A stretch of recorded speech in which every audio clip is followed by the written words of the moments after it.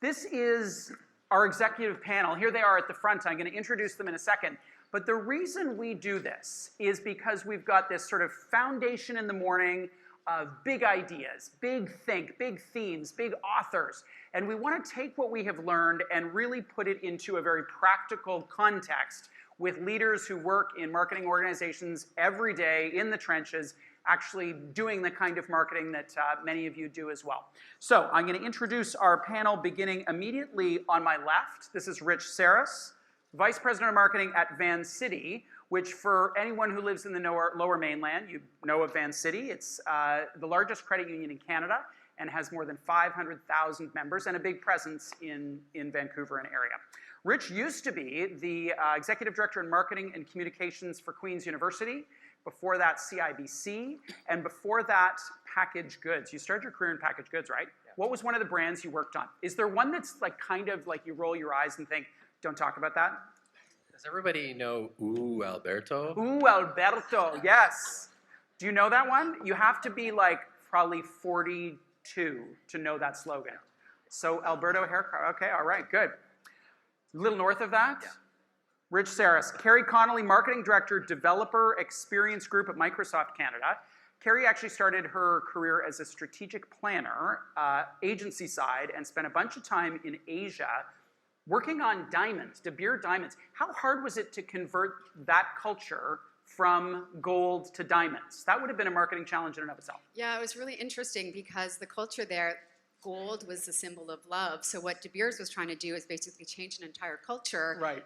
To make diamonds the symbol of love and to put a value of 3 months' salary on that symbol of love. So it was a very interesting time to participate in that organization. Oh, fantastic. All right. Kerri's been with Microsoft for 12 years. Ron has a relationship with Microsoft that dates back even longer than that. He is senior consultant with Sitecore. The focus is customer experience marketing. But you were one of the first consultants to Microsoft? 1984. Would you believe Windows came on a stack of diskettes? Does anybody know what a diskette is? Windows first came on a stack of diskettes this high.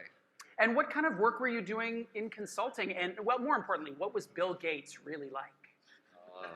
I can't tell. You can't say? That, no. You have also worked at startups in Silicon Valley during the dot-com boom, and here we are years later. We all survived that. Kerri survived that. Kristen, VP Merchandising and Marketing, Purdy's Chocolatier. Store design, merchandising, visual marketing, all that is your thing. You've spent some time at Calgary Stampede before that, Lamley's Western Wear. Can you go to a dinner party without people expecting that you will bring a box of chocolates? Because I totally would. No. No, it's in my pocket all the time, in my trunk all the time. So basically, we are going to get chocolates before we leave. Probably. We will hopefully get chocolates before we leave. I hope so. Well, fantastic. The focus of our discussion is really going to be around what's next for marketing. And in order for us to talk about what's next, I want to begin by talking about what's now. And Rich, I'm going to ask you first, in under 5 sentences, how would you characterize the world of marketing today? And you have a particular vantage point. It's BC in nature. It's financial services. What would you say about now? Well, I think even if you look in the back page of your magazine, there's a Fishburne cartoon there about shiny objects. Yeah. And I think that's where we're consumed a lot right now, is by a lot of different shiny objects, a lot of different technologies, a lot of different ideas, and it's hard to sift through that all and focus in on the core of what marketing strategy is all about. Yeah. What would you add to that, Kerri? What's the now? What do people focus on today? Yeah, so I feel really empowered as a marketer right now. Not too long ago, I can remember going to boardrooms with your C-level executives and trying to explain the ROI on marketing and saying, it's driving brand value and it's driving customer satisfaction, but you can't point to what's actually driving that return. So now when we have those meetings, I'm so empowered because we have the customer insights, we have the data, we can say, for every dollar you put here, you're going to get $5 back or whatever it is. So I feel that it's really an empowering time to be a marketer because we have so much insight, both big and small, as we talked about today, but really empowered. And to be a change agent in the organization because of that empowerment we have. That's great. Ron, I want to talk about customer experience first off as we think about what's next. How would you define that phrase? Customer experience, if you go to Wikipedia, there is something there. And it is, I totally agree with it. It's the connection of all the touch points a marketer or a company, for that matter, it's not just the marketers, a company has from the first touch with someone until the end of their lifetime with that company. So it's the sum total of all of those. Any one of them. It could be somebody in product support. It could be somebody on the service line. They all represent touch points with that customer experience. If one of them goofs up, there goes the Who's gold experience. standard today for you? For me, it's Nordstrom's. I can tell you some amazing stories about Nordstrom's. Tell me one. Right, one. One. I've been a consultant for 30 years. We should probably tell a Canadian audience, Nordstrom just entered Canada, I think in Calgary, right, is their first store. And Ottawa. And Ottawa, okay, so 2 locations, a slower arrival than Target and hopefully more successful. Tell us about their model. I've been a consultant for 30 years, so and a marketer, a CMO, so not every story a marketer tells is true. This is a true story. So driving home from the airport. That was a very knowing bit of laughter from the audience. Driving home from the airport, San Francisco airport, I'm on my way home. I live up in the wine country, small town. I drive past Nordstrom's, and they're still open. It's about 20 minutes before closing time, about 8:30 at night. I say, you know, I love ties. This was back in the day when people wore ties. I love ties. I'm going to go in and check. I walk in the store, and there's a young guy, you know, about from here to about 6 rows back. He looks up from the counter, sees me, and says, oh, hi, can I help you? And I explain I'm looking for ties. He goes through. We have a great conversation, okay? No, he doesn't have what I want. I ended up buying a shirt. The true story. 6 weeks later, I'm coming back from the airport again. I walk in. I'm walking down the aisle about the same distance away. He looks up. He doesn't look in his smartphone or anything like that. Doesn't look in a database. He looks up and he says, hi, Mr. Person. I've got this tie you want. I ended up buying 2 ties, 2 shirts, and a pair of slacks. This is real customer experience marketing. Yeah. That guy knew me. Kristen, you work in retail, which is kind of old economy. It's almost vintage. How do you focus on customer experience in the work that you do? Right now, with the focus on digital and bridging bricks and mortar and digital worlds together, it's really about the experience that the customer, for us, it's sensory. So chocolate experiences, chocolate schools, tasting events. We've added chocolate fountains to our store design. So it's giving customers a reason to be in our bricks and mortar while still giving them the accessibility of digital options. Kerri, Microsoft is a massive business. When you told me what you did, I had no idea even what that was or that it existed, right? Because as a regular old consumer, it's about the operating system and Outlook. How does a company as large as Microsoft deal with hurdles or experiences in that broad chain that are completely unrelated to the business that you're trying to market? So someone's Outlook fails and they call you and like, hey, Kerri, can you help me? And that experience is kind of brought to life every time I get on an airplane. So for example, last week I was traveling and I sat beside an IT professional and he was looking to upload his MongoDB database into Azure Cloud and he was asking me, should he use the Azure table structure or a different way to configure? So you have those conversations. Right. And then flying out here to Vancouver, I was so excited because I was sitting next to a boy who was playing Minecraft, and I was so thrilled because I just finished reading the Minecraft Beginner's Guide. So we were able to have a really intelligent conversation about creepers and emeralds and zombies. It was fantastic. But it just shows you the breadth of the audience that we need to deal with. So I would say, you know, the products have to be really solid, but since we're all sort of marketers, I think Microsoft does a really good job at instilling the vision of the company. So under the leadership of Satya, our new CEO, every single person in the company understands truly what Microsoft is about. So if you veer sort of off-brand strategy or you may say the wrong thing, as long as you're being true to what sort of the value proposition is, which is to empower people to do better things with technology, as long as you're true to that, you can't really go too far off. Rich, you have spent time at CIBC, which is a traditional Big Five, profit-oriented bank, and now you work at a credit union, which even by the virtue of its structure is very, very different. And there's more of a values orientation, I think it would be fair to say. How do you have that imbue your customer experience? Well, it's at the core of it, and I think that's one of the things as marketers now, especially with more complex businesses, and every business is complex, has its own complexities to it, but especially businesses that are regulated, whether they're medical devices or the medical industry or financial services or insurance. They're complex. They're really complex businesses, but you have to work through that to get to what the core essence is. So in our business, we're a member-focused business model. So we put, as a marketer, you think about putting the customer at the center. For us, our customer, our member, is our owner. They elect the board. They set the direction for the organization. They are at the center of it. And the most difficult thing for us is having people understand that paradigm, because we don't wake up every day and think, well, I'm going to own a bank, and I'm going to put my money in the bank that I own, and I'm going to vote for the board of directors. People don't think that way. We haven't been brought up. The whole system of financial services hasn't been thought of that way. So for us, we're always putting that business model at the core of everything that we're doing. And when the light bulb goes off with our members, that they actually really understand that and understand the value and the benefit of that, that's where we really can see loyalty, recommendations, and our growth really accelerate. So the marketing that we're doing, that people who are from the Lower Mainland can really see, that's been our strategy, is getting to the core of what is our business model, what are we trying to deliver, and trying to do a better job of communicating that and connecting with our membership in the community. Ron, where does innovation come from when it comes to customer experience? Because we've been talking a lot about technology today and a lot about the science behind habits, some of it frightening and some of it quite encouraging. What is it that drives innovation in terms of the experience? Well, I think you've really hit a hot button for me, because that is something last year, I and two of my partners wrote a book called Connect. Okay, and that's what that book is all about. I've been a CMO, I've been a digital guru, and what's happening right now is the customers are ahead of the marketers. And the marketing, you mentioned, Richard, that, boy, we've got all this different technologies and lots of software, and my God, we don't even know which one to use. We are going through right now a major transformation in the industry.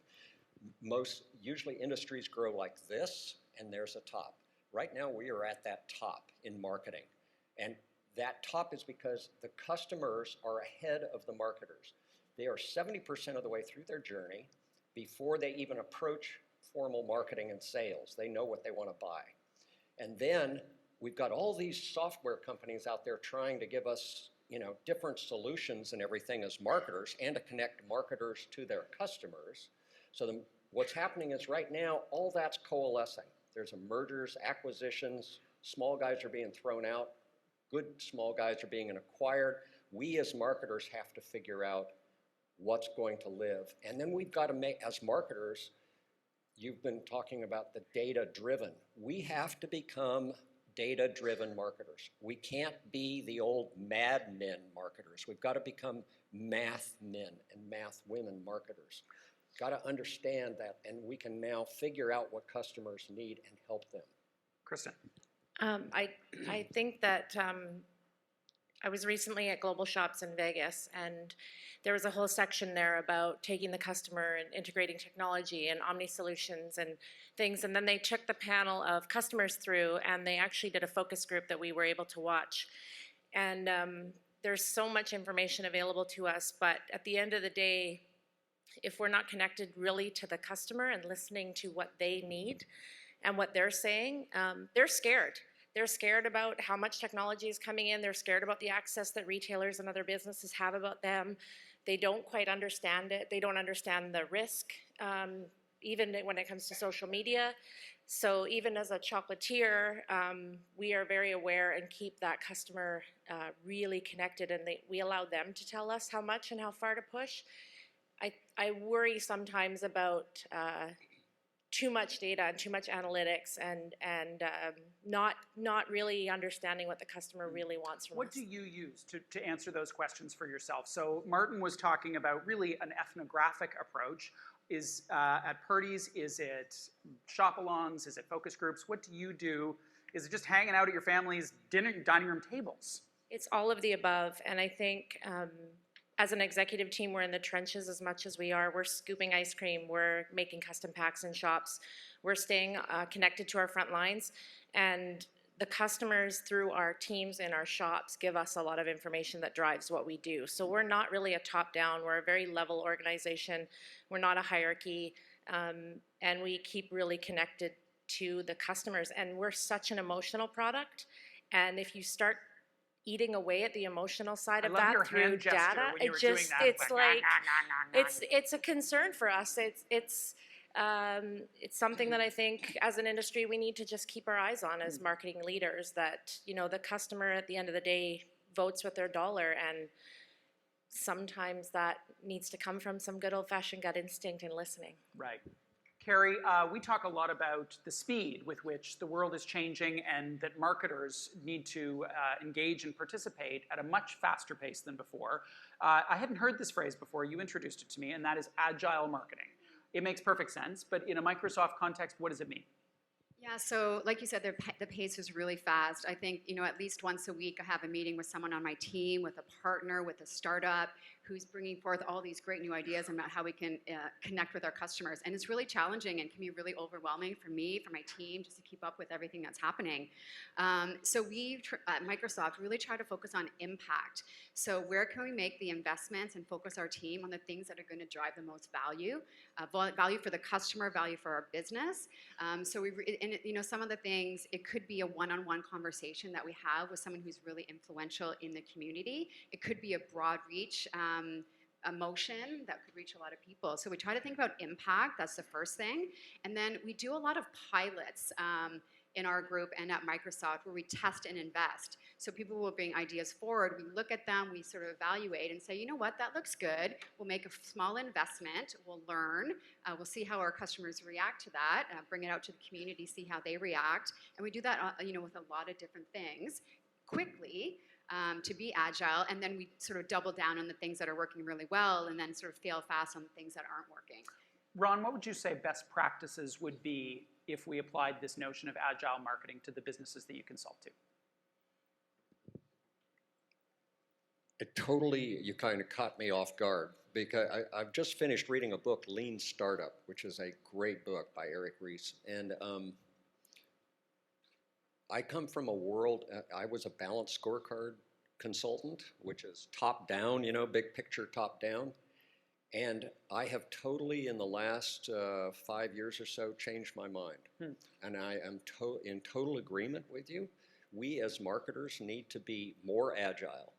Whether you are on the web and doing web marketing where you can test small you know, campaigns and see what works and what doesn't work, being data-driven, or whether you're real world, you've got to go out and test quickly, adapt, and change, because things are changing offline and online. It's changing so fast. We can't do I literally had another true story. 6 months ago, I went in and consulted with a $500 million software company. They were doing no testing on their web campaigns. Everything was from gut-level argument between two vice presidents. The only metric they measured was how many visitors they had. Nothing about conversions, nothing about return on investment. We've got to go out there. You can't market that way anymore. You've got to go out there and do small tests, see whether it works, what kind of return you get for your investment, and then expand or kill. And marketers have to get out of an old hat and get agile. Well, I'm clearly old hat. In my day, we did one business review a year, and you would spend at Procter & Gamble 8 months developing a 30-second piece of copy. Tis not the world today. Rich, do we risk losing the thoughtfulness that is behind not all, but much of the marketing magic that really makes a breakthrough difference? Yeah, that's one of the things I think about a lot. And I was really encouraged at this presentation over the 3 presentations that we saw today, because that is, I'm starting to see us come back to that and see that being a more popular thing. I think if we would have come to conferences about marketing a few years ago, it would have been big data right from the very beginning. And I think it was just the last presentation in the middle of it somewhere that we heard that term the first time. So I'm encouraged by that. We're getting us to think about behaviors, what motivates people. I thought Martin's presentation was right on the mark. It's the same, all 3 presentations were right on the mark, but I think it forces us as marketers to think about the unique value that we provide, because That's our voice, is to challenge assumptions. We're, I think, these kind of conferences often are, like an AA for marketing people, where people get together and. Wow, I like that. But we talk about, how people don't understand what marketing is, right? Like when we come out of a meeting, a lot of marketing people get together and will say, well, boy, they didn't really understand the marketing perspective on it. And I think it's because we're not showing up with the right perspective sometimes. We have to challenge. It's really easy to come out of a meeting or out of some discussions internally and say, well, yeah, we have to just do that because that's what everybody has consensus on. The voice and the thoughtfulness of the marketer is around thinking about what's your customer's need, what's the behavior, and what kind of things can we push to get people to think a little bit differently, to consider us and put us on the consideration set for something that either they need or they might not know that they need but might be a real benefit to them. And that's not something that, that's why I love the title of this conference, The Art of Marketing. It's not the science of marketing. Right. It's the art of marketing, and we've got to get better at that art part of it. And that's, in my early comments around the shiny objects, it's really easy for people to look at something very narrowly and see a result. See something happen, and boy, that drove a result. But in the big picture, are we really moving our brand forward? We may have checked a box and gotten a result, but did it accelerate us toward a longer-term, sustainable, competitive advantage in the marketplace for our business? And that's what I mean by that. I agree with you, but I'd put it within the boundary of everybody should have a theme, 1, 2, no more than 3 themes for their brand. And then within that, you are testing different concepts. And you do a small test and you go, that really worked. Can it be expanded? But I agree, we can't be squirrel. We can't be distracted all the time, continuous by little shiny objects. But you've got to be able to test and then say, is this within our theme or not? And then expand. You've got to be always testing, but it's like a great analogy is fishing. You can't just keep throwing your plug to the same spot because your dad told you last week that it worked, Yeah, take a look at that last. I thought you just did the cartoon in the back page. I don't know if you looked at that, but the last page of your magazine there is exactly that visual, and I think that's what I think about. So, I think some of the blurred lines come from organizations, marketing now sitting at the table more than they ever have been before, but I think it also blurs lines. Are they reporting to sales? Are they reporting to customer service? Are they reporting to digital? Everybody's coming to the marketing teams at some capacity, asking them to analyze data, give them solutions, give them messages, make everything clear. And so I think that is clouding a little bit of the distraction for marketers in general. Depending on whether you're B2B or direct to consumer, I don't think it matters. I think it's everybody wants consistency for their brand, so they naturally are defaulting to the marketing department, but the marketers are left with so much information from various places that they have to decipher that and filter it, which causes, I think, distraction and mixed messaging. I want to ask about this notion of authenticity. And we live in a world where it is valued, critiqued, difficult to achieve from a business perspective. I mean, I worked on Pampers diapers. I don't know how we would have delivered the brand character in an authentic way, given that I was 25, single, and knew nothing about raising children. Now that I have a 5-year-old, I think I could engage with the brand. But how, as marketers, do we authentically engage with a brand that we're not necessarily espousing the values of it. We're there to do a job to market it. Rich, how do you tackle the authenticity thing in a business where it really does matter? A financial services company does need to build that relationship and trust. I was talking about the business model at the core of your business, and that's where the core of your authenticity has to lie. So for us, we're referred to a lot of different ways: a triple bottom line, an impact business. We look through our entire chain to deliver on impact. So we are a living wage employer. We are the first financial institution in Canada that is a living wage employer. We were the first financial institution to be carbon neutral. And we did that, I think it was 2010, and it was way ahead of our own target. We use all of our own members in our advertising and our marketing and our promotion because we don't want to put up false messages. We want to show the reality of what we're trying to do. That's incredibly, I could go on and on about all the firsts and all the things that we're doing, but they're all at getting to the core of who we are and bringing that out.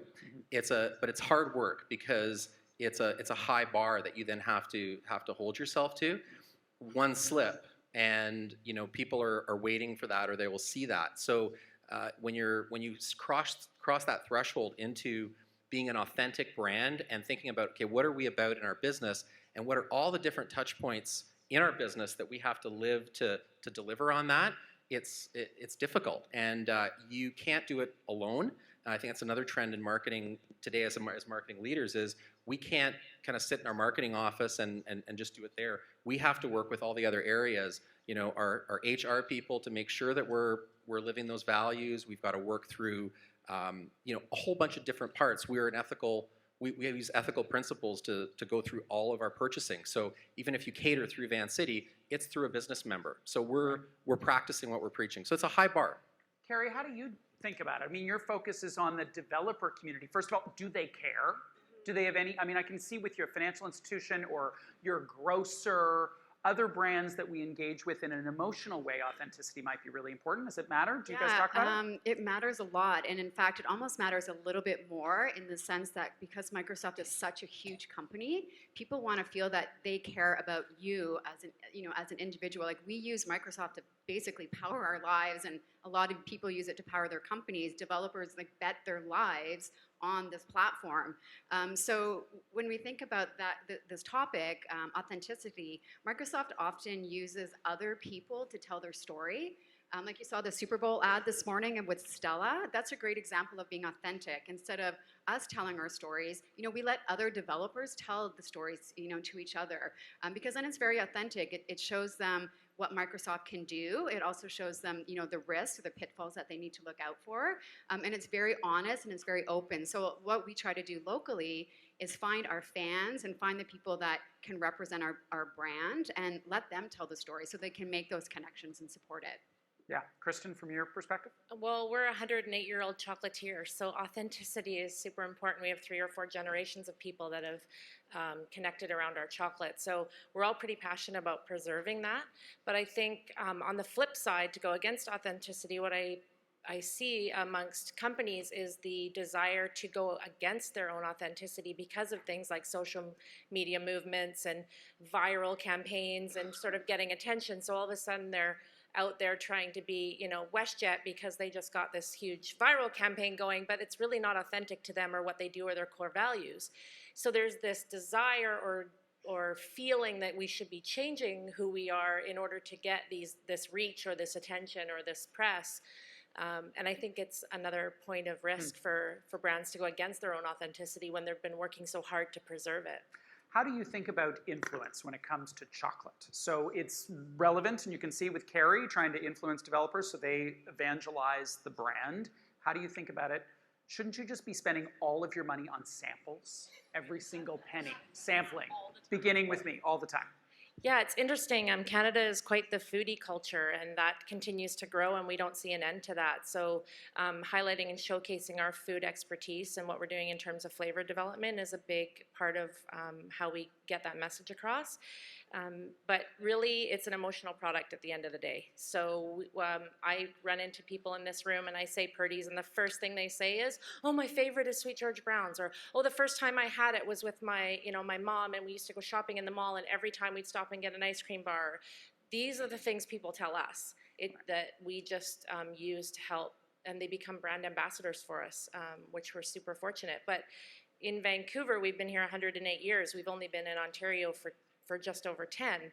And with the culture changing in Canada and demographics becoming more different, people celebrating different cultures, we are typically a chocolate gift option for people at things like Easter and Christmas, but we're celebrating things like Lunar New Year and Diwali and Vaisakhi and Persian New Year, and we're looking at ways to engage with our customers in the things they do, not the things that we want them to do. Right. So it's really the other way. The energy flow is coming back to us, and we just fortunately get to do it through chocolate. Nice. Pretty Nice. good, right? Ron, where would you suggest people start? I mean, for some people in this room, influence and that focus is a long developed and focused upon strategy. For others, it is not. They're still using more traditional marketing vehicles. Where would you suggest they start? When I go out to corporations, and I'm not independent anymore. When I go out to corporations, I teach a ladder. And most marketing in the past was just, when you think about it, it's a ladder. Let me use the analogy of dating, okay, or of looking for a tennis partner. The first thing you do is attraction. Am I attracted to that person? Does that person have the same level of tennis that I play? I'm looking for a business partner. I think people are thinking, no, do they look hot in the shorts? Oh, I wasn't trying to say that. I know, you're I'm just trying to be cool. Pointing the elephant in the room. So first is, most marketers, I think, in the beginning, they talk about attraction. Let's just attract as many as we can. Well, if you want to grow through that customer experience, all the touch points, you have to go from attraction to communication. And communication is two-way. Two-way, exactly what you've been talking about. Would you believe she hit me up as we're walking up the stage? What's your favorite chocolate? Well, how do you like the center? You know, so I'm not kidding you. So two-way communication. And this is where we can really use the digital age, because now we can communicate in mass, and we can look at our website what's most attractive and let people know, okay, whatever channel is appropriate for your customers. You can't force them to use something they don't want. So two-way communication. Through enough two-way communication, then you build trust. After you have trust, and you have it for a certain length of time, then you have commitment. After you have commitment, then you have advocacy. I was telling her about my favorite chocolate, and I told everybody here about Nordstrom's. So that's what you want to do. Start at that attraction, figure out the quality that you want for the persona that you want, and start building that communication to trust, to commitment, and then advocacy. When you get to the advocacy level, all you have to do is maintain. And that plays out, Kerri, in the social media world, right? So people who have no vested interest in a brand's success can see something retweeted out to their followers. How do you, for lack of a better word, capitalize on that momentum? Yeah, so social media is, like I work with a lot of the technical community across Canada, so they tend to go in different pockets. So IT professionals use a lot of forums to look for answers to very technical questions. So in that sense, you know, it's social in the way that they're looking for information. So we try to get out on the forums and answer their questions. So we participate that way. Developers tend to be more on Twitter. So we've been able to participate actively on Twitter, and we look for active developers who are out there tweeting, and we tweet at them and say, hey, it looks like you're doing something really interesting. Would you be interested in checking this out? You know, we have this event, or we have this blog, or would you like to meet with one of the team? So we're actively using social to find the people that are talking about our brands, and then we engage in them. Maybe on the flip side of that, we also look for people who are talking maybe negatively and say, hey, like, would you be interested in checking this out? We'd love your opinion. And then you get sort of that balanced perspective on, you know, the people that maybe the naysayers. You're not trying to win them over. You're just, you know, keenly interested in what they have to say. So social is a really important way for us to gain insights, listen, and participate at Microsoft. It feels like it's a whole hornet's nest, social, because there is so much opportunity, but it is not without human capital cost. And I'm exhausted by just the prospect of tweeting my life, and I'm supposed to do it. Rich, how do you figure out what you need to focus on that's going to make a difference to the business? Because surely there's a new application that we're all supposed to be engaged in every single week that's launched.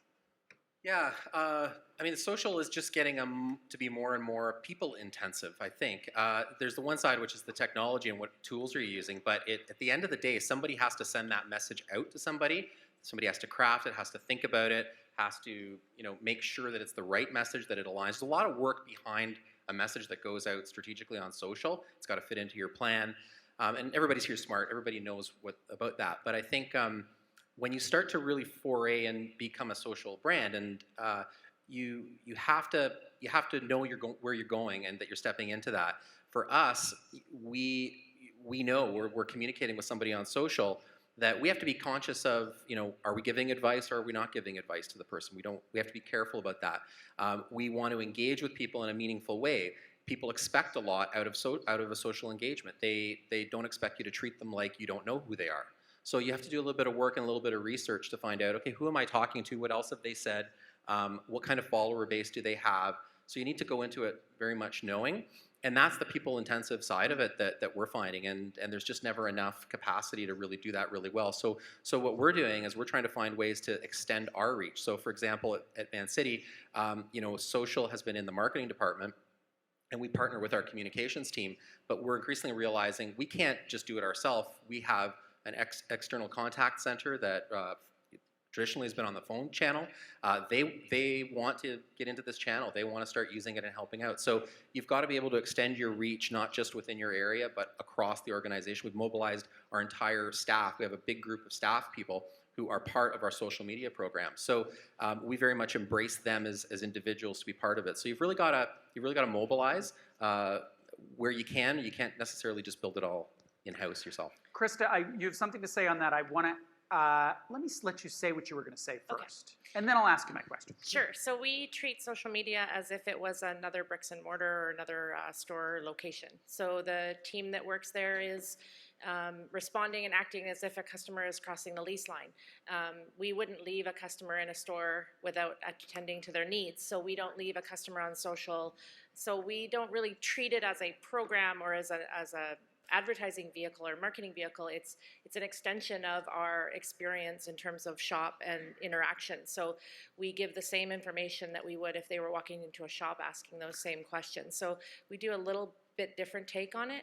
And we also we have amazing chocolate factory, so we do a lot of footage from there and the people behind the brand, and that's all because that's what they've asked to know about. So we just go on their cue. So that's a perfect lead up to my question.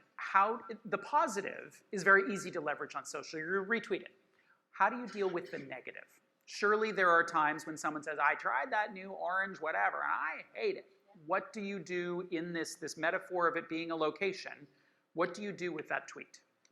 Yeah, we definitely have people that say, oh, that, I didn't like that, or we do first taste and they didn't necessarily give it a great review, but we leave it. We leave it on the feed. We don't hide it. We don't take it down. Do you apologize? Say, I'm sorry you didn't like that. For sure, we try to figure out what their likes are and why they didn't like it, because we use that in our product development kitchen. So we take all of that feedback. It's the reason why we do that kind of testing with our customers. But we don't ignore it. We don't try to make believe that it's not there. And we just try like we would in a shop. What can we get you? How can we help you? What's the next step look like? And we're pretty fortunate. They're few and far between. Ron, you work with lots of different clients. Who is best practices on the social engagement front in your view? I would say most of my clients are large corporations, and they're not really using social very much, except at a minimal level.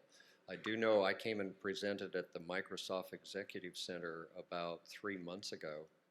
Sitecore, my company, works real closely with Microsoft, and everybody else got to go on a tour of your social media center except me. So what secret's going on? Right. So they probably have an army, but I think it is really critical to figure out who are your persona? Who are you targeting? What media do they listen to? What channels do they listen to? If you're targeting, millennial women with high incomes, and is it Jackie Chan shoes? Oh, Jimmy Choo. Jimmy Choo. Please. I knew I'd get a reaction. Jackie Chan. But that is a great marketing. You want some kick-ass shoes? You got Jackie Chan shoes. Jackie Chan shoes. So if you're if you're selling shoes to high-end millennial women, then you're going to be watching the trends and you're going to be retweeting and you're going to be commenting down that channel. Okay, but if you're selling, Caterpillar tractors, that's social is probably not the channel you're going to use. So you've got to figure it out, and that's where you put your money and track your ROI again. We are almost at our time, and I want to ask you each the same question, one final question. There is a real diversity of attendees today in terms of tenure in their marketing careers, the industries in which they work, even the parts of the marketing mix that they focus most on. What would be one piece of advice that you would give them or hope that they would take away based on what you see as what's next for marketing. And Rich, I'm going to begin with you. One piece of advice. I would kind of come back to where I started, is think about, don't get distracted. Think about the strategy, keep that in mind of where you're trying to go. And yeah, I would, it's very easy to get everybody very distracted by a lot, and that's been a recurring theme of mine, I know in this chat. Spend time thinking about the art. Spend time reading more around behaviors and what kind of consumer insights you can get. Think about shaking yourself up a little bit in terms of where you get insights. I think there were some really good things there. I could share a number of different stories of ways in which we've gone out and really found new ways of learning insights, going into people's homes, much like what we talked about here. We've got to get out of our comfort zones and be ready to get good ideas from anywhere. That's great. Great. Kerri. Yeah, so we talk a lot about scarce resources, scarcity of budget, scarcity of capacity. I personally feel the scarcest resource we have is our time. So I would encourage everyone to make every heartbeat count. I talk to my team a lot about this, and take stock in how you spend your day. What are you spending your limited energy on? If you're focusing on things that are so tactical, so mundane, not adding value to your customers, not adding value to your company, stop doing them. Find a technical solution to solve that. Talk to your manager about prioritizing. Really think about where you're spending your energy on high impact activities. And I would also say, don't worry about so much what you've done. Think about what you're going to do next. And I think today's a great opportunity for us to sort of reflect on the past, but to take what we've done and move it forward and make every heartbeat that we have really count. Ron. I'll leverage off of that, and I agree with the 80-20 rule. You've got to really figure out what is core.